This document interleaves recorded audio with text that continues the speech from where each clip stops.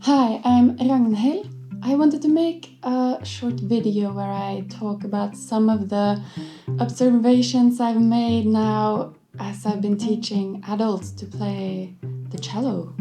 It looks like many are really curious and they have a dream. They want to play a specific piece, for example, or they want the cello to be something they do when they retire. So they come for their first lessons. But many drop out, and I think it has to do with a couple of things. One is simply time. We are all really busy, and it can simply be too much to fit in another activity in one's day.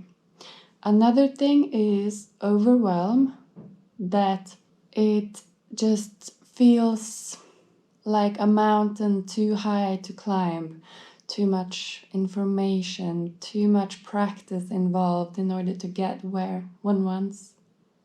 And a third thing I see is a lack of confidence in oneself and a feeling of always being bad at playing, that it sounds bad. So I wanted to say a little bit about these things. Now, the first, time. Yes, we are all very busy, and yes, it does take time to get good at something.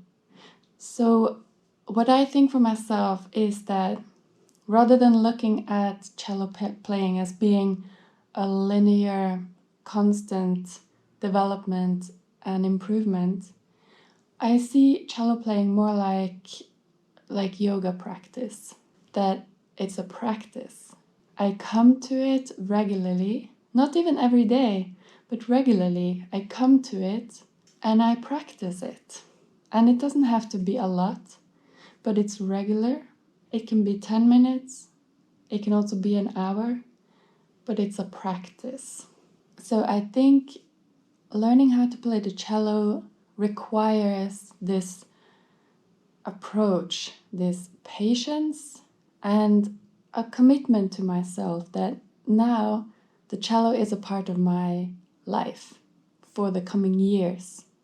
Maybe you can relate to it through other activities you're doing. If you have been playing chess or learning a language or pretty much anything else, it's just something that you do. Now, when it comes to the overwhelm, that it's difficult, it feels really difficult. It seems like there is a lot of information. Yes, there is a lot of information, but you don't have to learn all the information. If you have an idea what you want, you can forget about all the other things. And you can zoom in on exactly what you want to do. And you can focus on one thing at a time, and you decide yourself how fast forward you're going with things. When it comes to this confidence, I just have to say, it sounds bad when we practice. I still miss notes, I still play out of tune.